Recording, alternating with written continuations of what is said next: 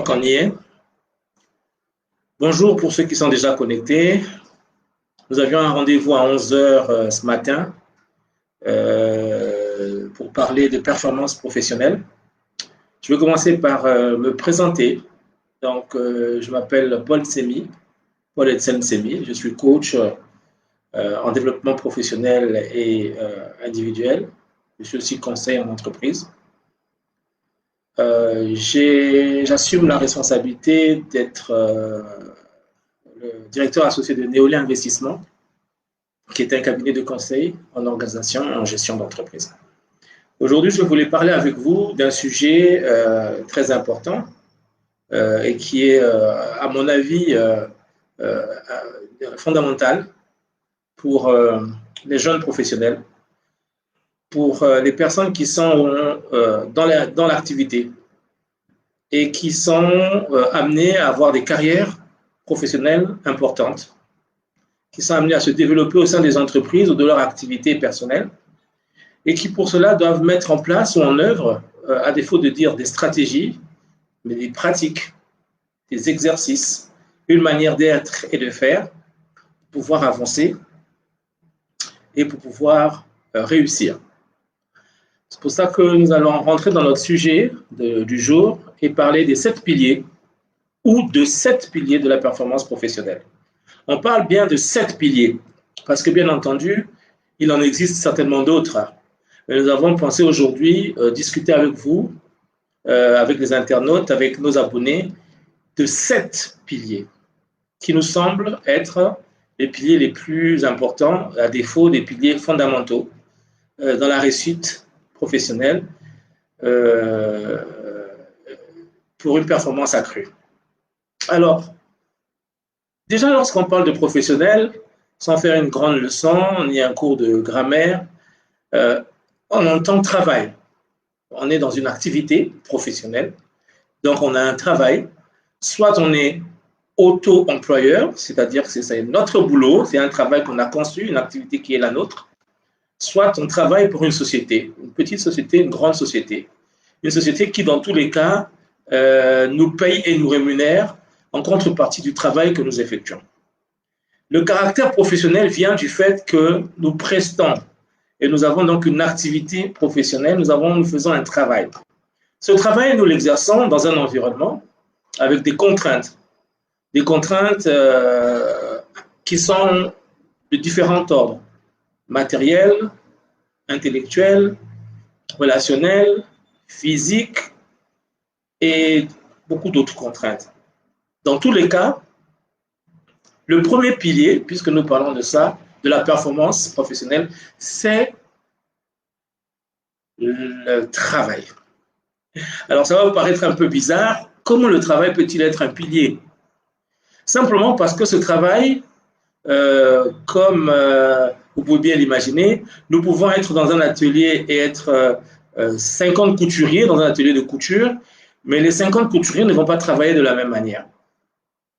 50 couturiers à la tâche, sur des fonctions identiques pour fabriquer le même type de pull ou de chemise, ils ne vont pas travailler de la même manière. Certains vont travailler d'une manière, d'autres d'une autre, pour atteindre à la fin de la journée un quota d'heures, une exécution, mais surtout un résultat. Le travail, c'est le socle. Si les 7 piliers étaient bâtis ou structurés en forme d'une maison, je dirais que le travail est le socle de la performance professionnelle. C'est le démarrage, c'est la fondation. C'est comment vous vous mettez, vous vous engagez dans ce travail. Un travail qui doit être fait et réalisé en quantité, en qualité, de la meilleure manière, mais surtout un travail qui doit être fait dans les règles de l'art.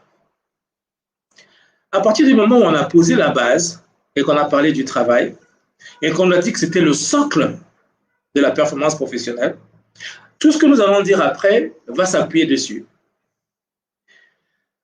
Aujourd'hui, je suis associé de Néolé Investissement. J'ai des activités, des tâches à remplir, des objectifs à atteindre. Il me faut absolument être conscient des enjeux. Quel est mon rôle? Quelle est ma contribution? Quelle est ma participation à la performance de Noélia? Je dois pouvoir m'identifier dans cet environnement et me reconnaître. Je ne dois pas être un poisson dans un grand océan qui va dans le sens des vagues et qui ne sait pas où il va. C'est pour ça que le deuxième pilier après le travail, ce sera avoir une vision ou des objectifs. Des objectifs très clairs. Je ne peux pas m'intégrer ou je peux difficilement m'intégrer dans un environnement professionnel avec la volonté d'être rémunéré de mieux en mieux, plus en plus, avec la volonté de gravir les échéants, avec la volonté de devenir de plus en plus important pour mon employeur ou de gagner de plus grandes parts de marché ou d'avoir une contribution supérieure. Je ne peux pas le faire si je ne sais pas où je vais. Donc, le deuxième pilier après le travail, ça sera avoir une vision, un objectif. Qu'est-ce que je cherche? Qu'est-ce que je veux? Qu'est-ce que je veux devenir? Où est-ce que je veux aller? Dans quelle direction? Quelles sont les ambitions que je porte? C'est fondamental. Beaucoup de jeunes professionnels, auto-entrepreneurs, s'engagent pour des motifs alimentaires. Je travaille parce que j'ai faim. Bon, c'est normal. La pyramide de Maslow nous le dit bien que le premier besoin à satisfaire sont les besoins physiologiques. Donc, il est évident que pour nous tous, travailler, c'est d'abord répondre et satisfaire les premiers besoins qui sont des besoins physiologiques. Pouvoir avoir un travail pour nourrir nos familles ou pour subvenir à nos besoins. Mais lorsqu'on a fait ça et qu'on a dit j'ai un boulot, on a chanté, fêté sa nomination ou bien encore la réussite à un test de recrutement ou son recrutement, son embauche, dès le premier jour du travail, quand le travail commence, dès le premier jour, la performance nous attend. La performance, c'est-à-dire que dès que nous commençons à rentrer dans notre vie professionnelle, dans un nouvel emploi, nous sommes déjà jugés, appréciés. Et ça n'attend pas 10 minutes, 15 minutes, 20 minutes. C'est automatique. À peine nous commençons dans la journée, on commence à nous évaluer. Quand ce ne sont pas nos collaborateurs, ce sont nos hiérarchies. Quand ce ne sont pas nos hiérarchies, ce sont nos fournisseurs. Quand ce ne sont pas nos fournisseurs, ce sont nos clients. Ils commencent déjà à porter un point de vue, une appréciation sur la qualité de votre travail, une appréciation sur qui vous êtes, ce que vous faites. C'est pour cela qu'il est impératif de se donner une vision, des règles, des valeurs. Il est important que vous puissiez déjà et d'emblée, dès que vous commencez, vous dire, OK, j'ai eu ce boulot, qu'est-ce que je veux en faire? Est-ce que je veux juste gagner de l'argent pour gagner de l'argent, comme je pourrais en gagner en faisant plein d'autres choses? Ou est-ce que je veux faire carrière? Ou est-ce que je veux devenir le patron de cette société? Est-ce que je veux développer cette société et la mener d'une étape 1 à une étape 2? Tout, à notre sens, est là. Dans votre vision, dans vos objectifs. Vous devez avoir des objectifs. Et ça, c'est dès le premier jour. Vous devez savoir pourquoi vous êtes là. Pourquoi vous avez accepté de travailler dans cette entreprise et qu'est-ce que vous ambitionnez.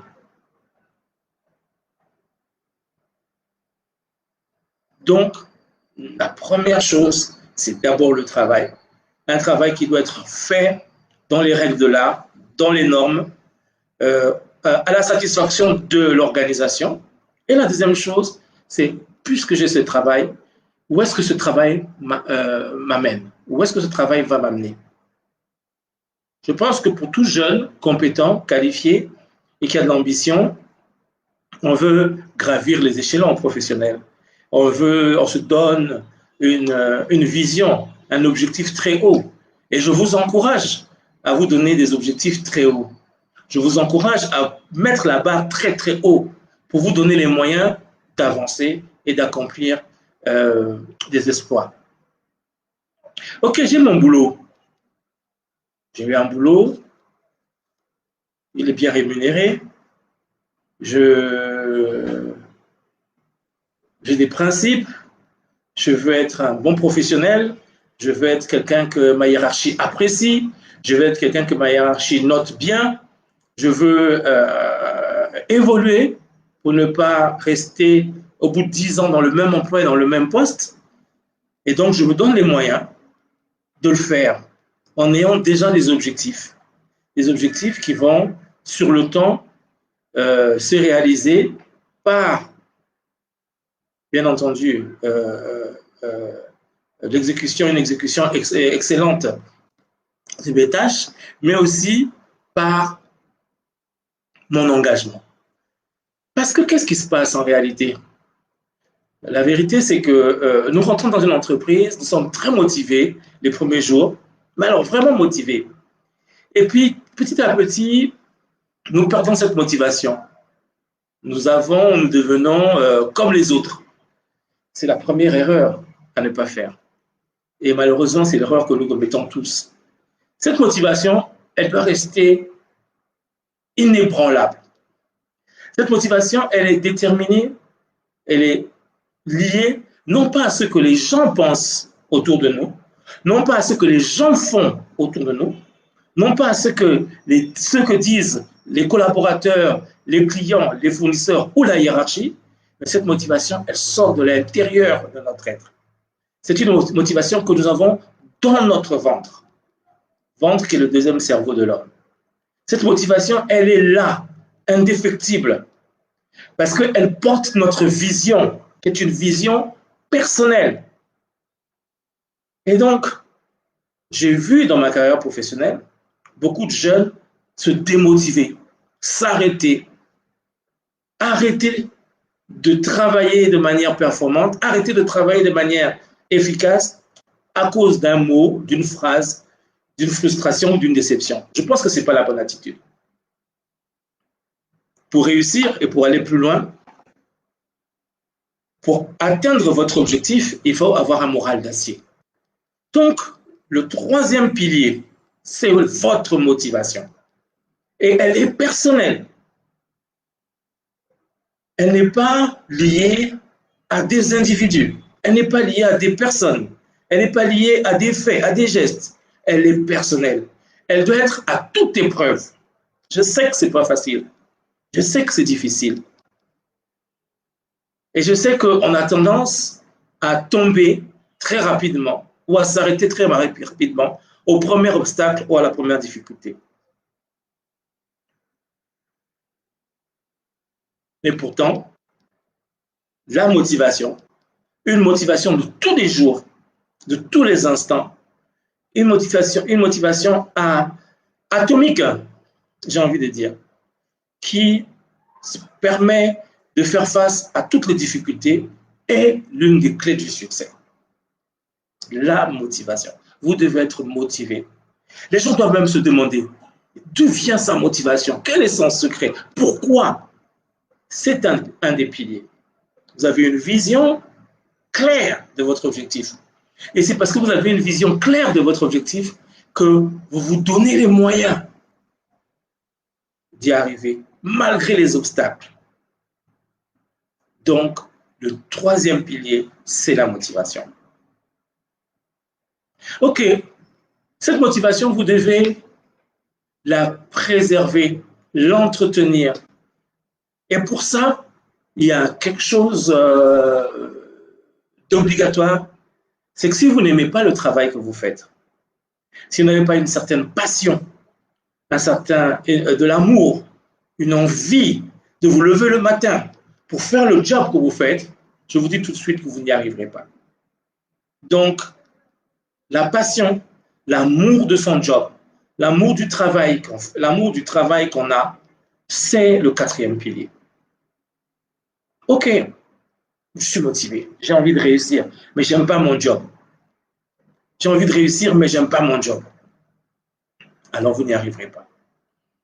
Il faut aimer son job. Il faut trouver, parce que rien n'est parfait, il faut trouver dans son job les points d'ancrage, les choses qu'on aime. J'aime me lever le matin parce que je suis chargé d'affaires dans une entreprise. J'adore le contact client, j'adore rencontrer des nouveaux clients, j'adore discuter, résoudre les problèmes. C'est quelque chose qui me motive. Et donc, c'est quelque chose qui fait que le matin, même quand j'ai mal au dos, même quand j'ai une soirée difficile, même quand il pleut ou il neige, je me lève et j'ai envie d'aller au boulot parce que j'aime mon job. Je sais que ce n'est pas facile. Mais l'amour de son boulot, l'amour de sa fonction est l'un des piliers. Moi, je parle de passion, hein, plus que d'amour, puisque l'amour, c'est peut-être vis-à-vis d'un homme ou d'une femme ou de Dieu. Mais je parle de passion. Vous devez être passionné. Sans passion, vous n'y arriverez pas. Vous avez un job, vous avez de l'ambition et une vision, vous êtes motivé, vous avez des moyens de vous motiver, remotiver tous les jours et vous le faites avec amour, avec passion. C'est parce que vous le faites avec amour et avec passion que votre motivation trouve tous les jours de la ressource, de l'engrais. Ok, je suis motivé. J'adore mon boulot. J'ai un bon boulot, un bon job. Je ne suis pas obligatoirement bien payé, mais en tout cas, j'adore mon boulot. Je sais que je peux faire beaucoup mieux et gagner beaucoup plus. Donc, je travaille bien, je travaille de manière performante, je travaille avec ambition, je travaille avec engagement, je travaille avec sérieux. Parce que les raccourcis, il en existe. D'aucuns, et surtout dans nos environnements, pensent qu'il faut être fils d'eux, fille d'eux, frère d'eux, nièce ou épouse d'eux pour pouvoir avoir un job et quelquefois même pour pouvoir évoluer dans sa carrière. C'est certainement vrai. En tout cas, on le voit et on le constate. Mais ce n'est pas la vérité. Ce n'est pas la vérité parce que quand je dis c'est certainement vrai, je ne devrais pas dire c'est certainement vrai. Je devrais dire c'est ce qu'on constate, c'est ce qu'on voit. Mais la vérité, c'est que 99% d'entre nous n'avons pas la possibilité de bénéficier d'un strapotin social. 99% d'entre nous devons travailler et faire la démonstration de nos aptitudes, de notre engagement, de notre motivation pour atteindre le sommet. Donc, à partir du moment où on le sait, on fait le deuil. On sait qu'il faut plus que être le parent de quelqu'un pour aller très loin. Donc, en ce moment-là, on fait le deuil de ne pas l'être. Et on se donne les moyens. Et moi, je vous dis et je vous confirme, je suis bien placé pour en parler, car ma carrière professionnelle m'a permis de voir des réussites extraordinaires de jeunes Congolais sans aucune origine sociale particulière qui sont devenus de grands dirigeants. Et dans ma position, je l'ai vu aussi bien ici qu'ailleurs.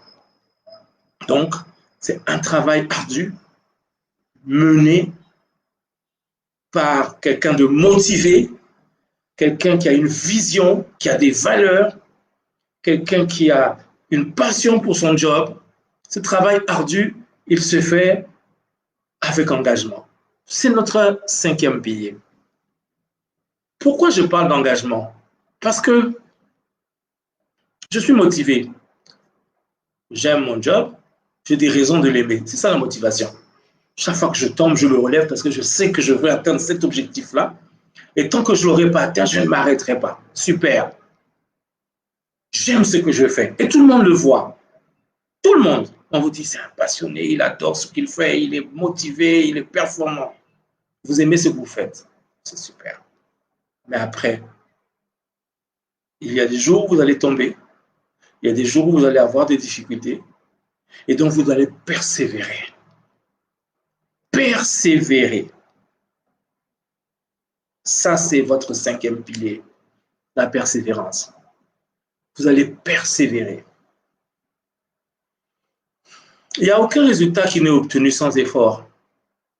Et en règle générale, c'est au bout de l'effort que le résultat apparaît. C'est au bout de l'effort que la performance apparaît. Ça signifie donc que vous devez ne pas vous arrêter aux obstacles que vous allez rencontrer. Les obstacles ne sont que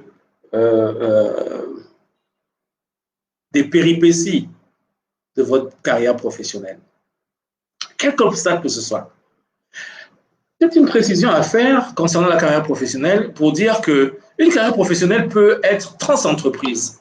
Elle peut se dérouler dans plusieurs entreprises sans être interrompue ou sans être compromise. Je m'explique. Vous êtes un jeune, vous avez fait un BTS ou un master de banque et finance et vous avez une vision de votre vie et vous voulez devenir banquier, mais surtout dirigeant de banque. Dirigeant de banque, vous pouvez le devenir en faisant carrière dans une seule banque toute votre vie, comme en commençant dans la microfinance et en évoluant dans différentes banques jusqu'à arriver à être président du conseil d'administration d'une banque internationale. Donc, cette carrière professionnelle, vous allez la faire à travers plusieurs entreprises, plusieurs secteurs, voire même plusieurs pays, avec une vision et une ambition que vous allez soutenir et maintenir. C'est pour ça que je vous parle de persévérance. Parce que les faits de carrière ou les incidents de carrière sont nombreux et c'est naturel. La vie est ainsi faite et la vie est difficile, elle est dure. Elle est dure, mais il n'y a aucune difficulté qui ne soit insurmontable. C'est ce que nous pensons c'est notre point de vue. Donc, vous pouvez, quel que soit le secteur d'activité dans lequel vous êtes, être engagé, c'est-à-dire faire d'abord et avant tout votre travail avec le maximum d'engagement. Ça, c'est la première chose. Savoir quelles sont vos motivations. Avoir de l'amour pour votre travail, être passionné, être engagé, persévérant. Déjà à ce niveau-là, vous commencez à recevoir les premiers résultats. Vous commencez à recevoir les premiers résultats de votre travail. Je ne connais pas de collaborateurs, quel qu'il soit, dans quelque entreprise qu'il soit, qui réunissent ces 5 qualités et qui restent, qui stagnent. Même si il a un ennemi en interne, même si il n'est pas identifié comme étant la meilleure personne à cause de critères subjectifs. Mais je ne connais pas de collaborateurs, je ne connais pas de personnes dans ma longue carrière professionnelle qui, réunissant ces 5 qualités, n'a pas pu percer ou en tout cas traverser des différentes étapes et évoluer. Il y a quelque chose de très important qui encadre ou qui englobe ce que je viens de dire aussi, c'est que la compétence sur le temps, elle se dilue. Elle se dilue pourquoi? Parce que les professionnels des ressources humaines parlent de compétences en intégrant 3 dimensions.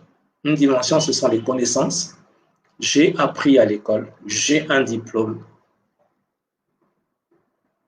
Et donc, ce diplôme me donne la capacité de comprendre les choses qui touchent au domaine auquel je suis formé.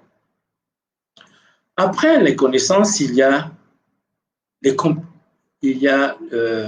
connaissances, ce qu'on appelle, oui, voilà, c'est ça, les connaissances. Après, il y a le savoir-faire. Le savoir-faire, qu'est-ce que c'est? C'est que j'ai des connaissances livresques, j'ai des connaissances théoriques, mais j'ai appris soit à travers mes différents stages, soit à travers ma profession et mon métier, à appliquer ces connaissances dans mon environnement professionnel et à obtenir des résultats. Donc, ces connaissances doivent être suivies de savoir-faire. Je suis dans un environnement, je suis quelqu'un qui a beaucoup de connaissances, je suis très diplômé, j'ai des bons savoir-faire, je sais quand on me donne un dossier, le traiter avec de bons résultats. Simplement, j'ai du mal à travailler en équipe. J'ai du mal à communiquer. J'ai du mal à reporter, faire du reporting ou en tout cas faire des comptes rendus. Donc, je vais être identifié comme étant un très bon technicien, mais malheureusement, je vais être limité par ces attitudes qui ne sont pas valorisées dans mon entreprise.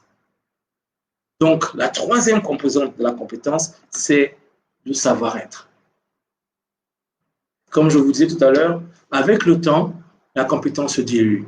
Les connaissances apprises à l'école il y a 20 ans, 15 ans se diluent, les connaissances changent, la technique évolue, les savoir-faire techniques avec la main aussi, les outils sont différents, les logiciels sont différents, les formulaires sont différents, les pratiques de l'entreprise sont différentes, les métiers ont évolué, les attitudes, pareil.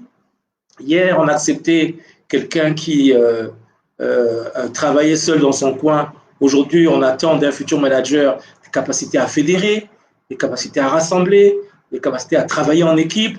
Donc, ça évolue dans le temps. Donc, c'est pour ça que le sixième pilier arrive, qui est la formation ou l'auto-formation. Et ça, je pense que nous sommes dans un environnement très difficile de ce point de vue, où on n'a pas toujours des formations de très haut niveau ou à des prix en tout cas accessibles à tous ou pour tous. Donc, c'est une grosse difficulté que la plupart des entreprises accompagnent en ayant des budgets de formation relativement importants pour les grandes entreprises en tout cas. Et cette difficulté, vous en tant que particulier, parce que vous êtes le détenteur du résultat final, il dépend que de vous. Si vous avez décidé de devenir dirigeant de banque un jour, ou dirigeant d'une société de télécommunications un jour, ou dirigeant d'un grand réseau de distribution un jour, alors que vous commencez aujourd'hui à 21, 22 ans comme comptable, l'ambition que vous portez, elle est personnelle. Personne ne va la porter à votre place.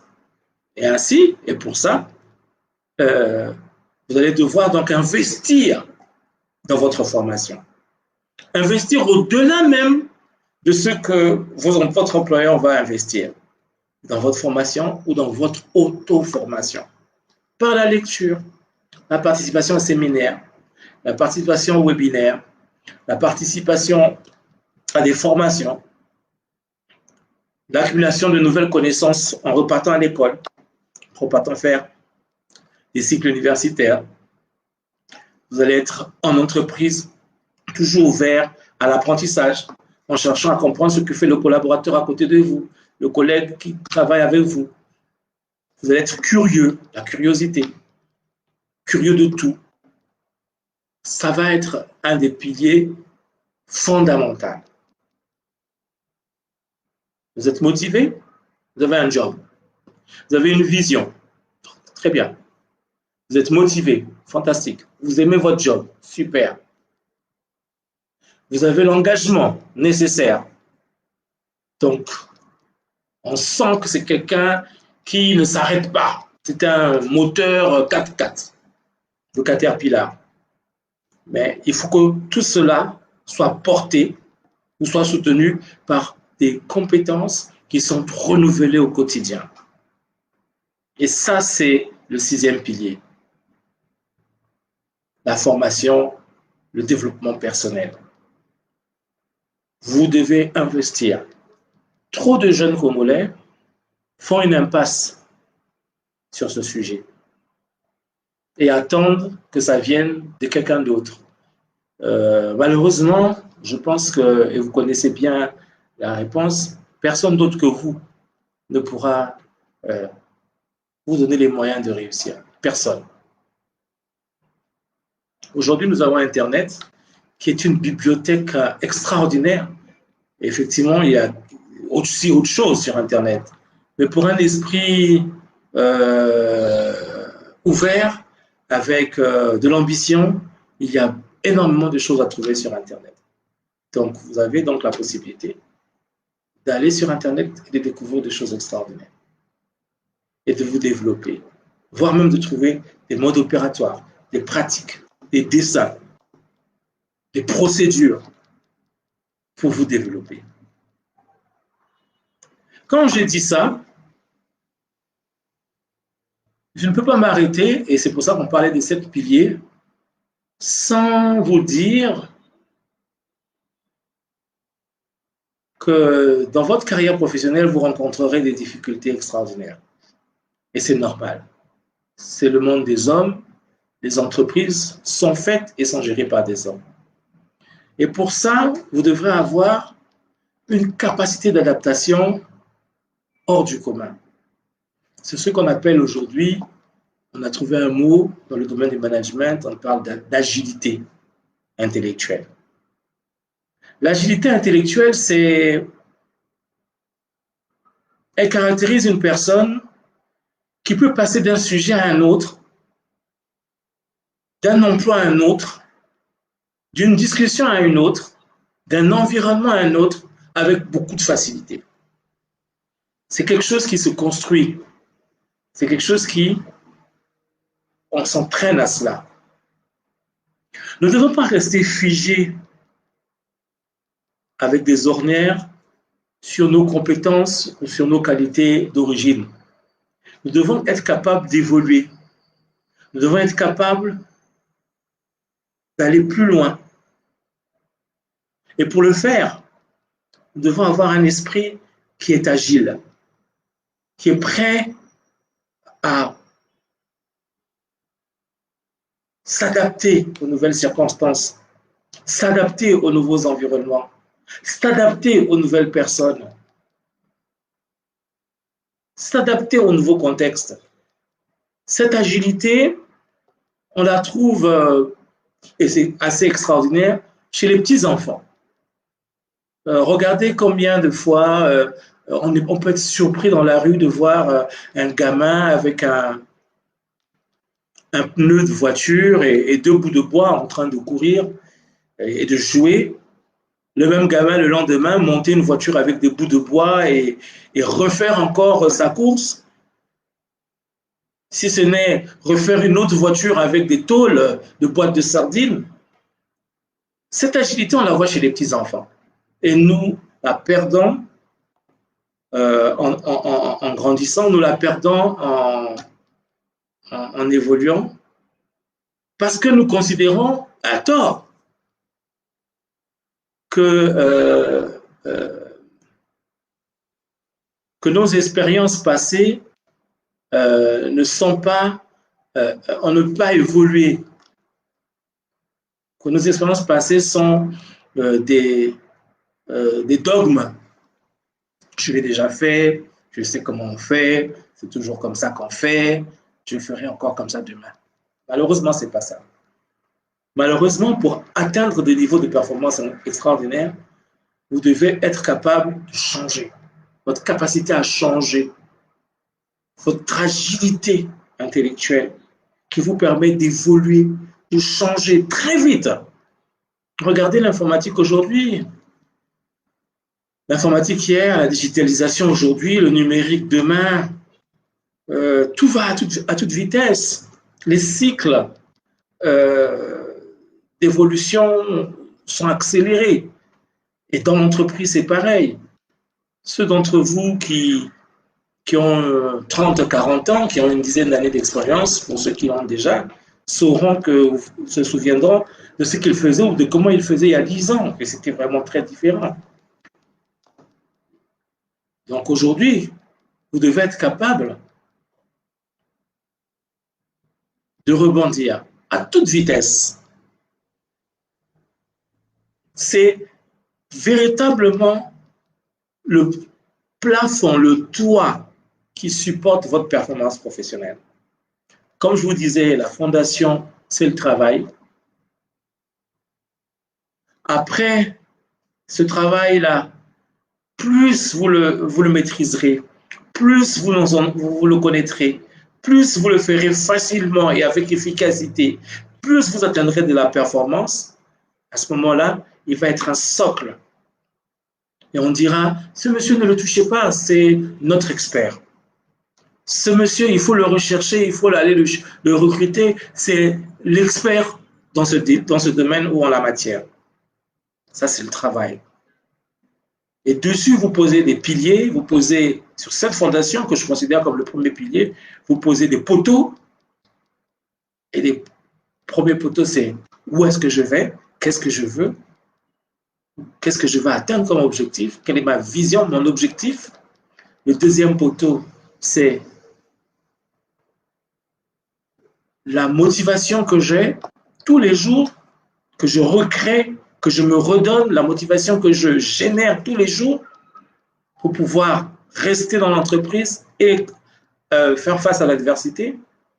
Le troisième poteau, c'est l'amour, la passion que j'ai pour mon travail, qui est une source inépuisable pour ma motivation, parce que ça me permet de mettre mon boulot en priorité et mes objectifs aussi en priorité. Le cinquième poteau, ça va être là, mon engagement, la persévérance. Je tombe, je me relève. Je tombe, je me relève, parce que j'ai besoin d'y aller, d'y arriver, et je sais où je vais. Je suis persévérant, je suis engagé. Je n'arrête pas. Je ne m'arrête pas. Je ne me désespère pas, je ne me décourage pas. C'est un poteau, c'est un pilier. Je me forme, sixième pilier. Je me forme continuellement pour être à la pointe des techniques et de la technologie dans mon domaine. Et enfin, je suis capable de m'adapter. Je ne reste pas figé sur des schémas, je ne reste pas figé sur des formes, je ne reste pas figé sur des impressions ou des considérations. Je suis flexible, je suis agile. J'ai un esprit qui est vraiment capable de passer d'un sujet à un autre, d'une fonction à une autre, d'une décision à une autre. Et ça caractérise les grands de ce monde. Votre performance professionnelle, avec l'application des 7 principes dont nous parlons depuis une quarantaine de minutes, est quasiment sûre d'être une performance hors norme. Il faut beaucoup d'engagement pour réussir. Il faut d'amour et de la passion. Il faut du courage et de l'envie. Il faut savoir où on va et avoir de l'ambition. Il faut avoir les moyens de sa politique, donc être formé, être compétent. Mais il faut et surtout être capable. Les grands de ce monde, tous, ont à un moment de leur vie tout perdu. Ou, en tout cas, ont dû redémarrer plusieurs fois.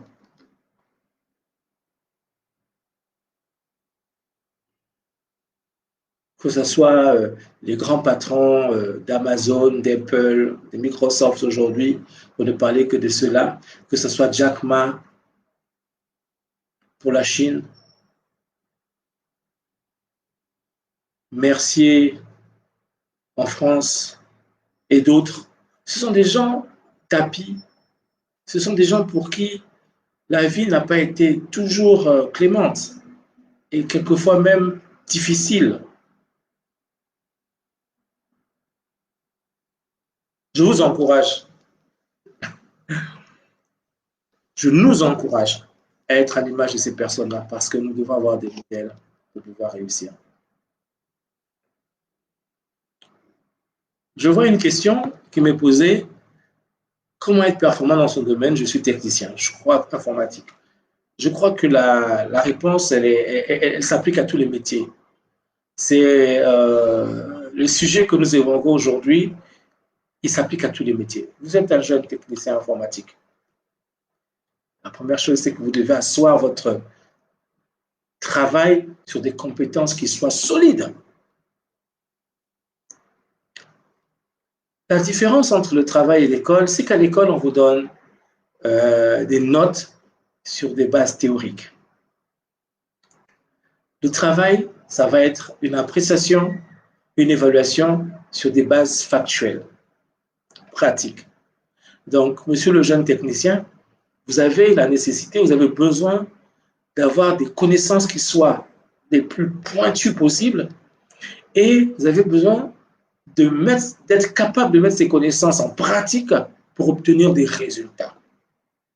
C'est tout. Il n'y a pas d'autre, il n'y a pas de magie. Il n'y a pas de magie. Pour obtenir des résultats, il vous faut absolument mettre en pratique de manière excellente vos connaissances.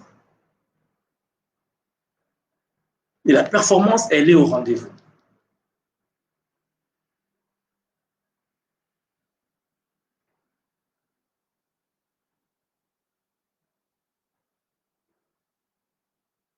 Je sais que beaucoup d'entre nous cherchent, surtout dans nos environnements, des formules magiques, des raccourcis, des solutions immédiates. Mais par expérience, et après avoir étudié ce sujet pendant de longues années, avoir fait des formations aussi, et surtout à travers mon expérience propre, je peux vous dire que même quand vous obtenez des résultats rapides, plus rapides que les résultats des autres, c'est toujours la résultante d'un travail acharné. C'est toujours la résultante d'un travail bien fait. C'est toujours la résultante d'un travail bien accompli. C'est toujours la résultante d'un travail fait avec passion, avec amour, dans les règles de l'art. Donc, je vous encourage à me réécouter, à reprendre point par point les différents piliers, à vous les approprier afin d'être à même d'en faire une seconde nature pour qu'au quotidien, vous soyez capable, sans forcer, d'agir et de réagir efficacement et d'obtenir des résultats excellents. C'est possible. Si j'ai pris la décision d'ouvrir ces conversations avec les jeunes professionnels dans le cadre de Néolé Investissement, c'est parce que chaque fois que nous intervenons en entreprise,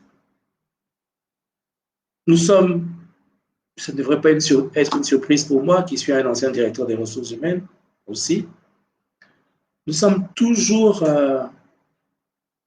confrontés, pour ne pas dire face à l'engagement, la motivation, le professionnalisme des hommes qui animent et qui travaillent dans ces entreprises.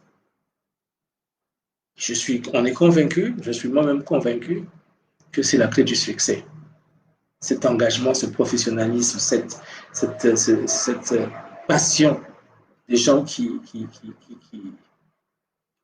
des hommes et des femmes qui constituent le corps humain, le capital humain des entreprises. Donc, je voulais terminer sur ce sujet avec vous.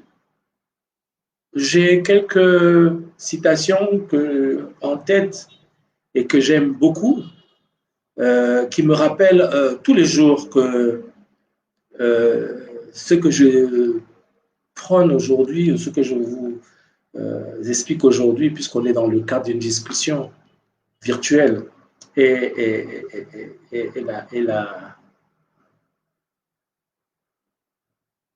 du chemin, et l'un des chemins, en tout cas vers la performance professionnelle, on s'arrête souvent trop tôt dans ce qu'on fait. Et on doit se rappeler que travailler, bien travailler, bien faire, faire avec la motivation, c'est aussi ne pas se décourager au premier obstacle. Le travail n'est pas fini tant qu'il n'est pas fini. Il n'est pas terminé tant qu'il n'est pas fini. Donc,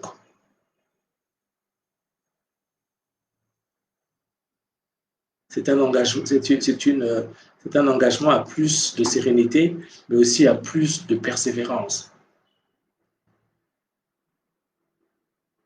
Tant que ce n'est pas terminé, ce n'est pas terminé.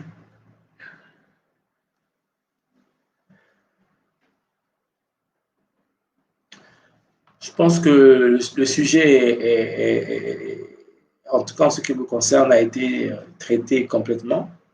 Il n'y a pas eu beaucoup de questions, mais c'est un premier exercice. Nous avons encore, nous avons décidé du côté de chez Neolia d'initier régulièrement ce genre d'interaction avec nos clients, avec les employés de nos clients, avec nos collaborateurs, nos partenaires, mais aussi avec notre réseau, afin de partager, de créer une collectivité, de créer un réseau de personnes qui partagent certains fondamentaux dans certaines valeurs en matière de management et surtout en matière de développement personnel et qui sont capables non seulement de s'approprier ces valeurs, ces principes, plus que des valeurs, et de les diffuser. Donc, dans le cadre de Neolia, nous aurons la possibilité, nous aurons l'opportunité, dans les prochaines semaines, de remettre un nouveau sujet sur la table afin de nous permettre aussi, et là encore, de partager des principes, des valeurs qui peuvent nous permettre d'avoir une vie meilleure, car c'est l'objectif. Je vous remercie pour votre attention et je vous donne rendez-vous pour très bientôt.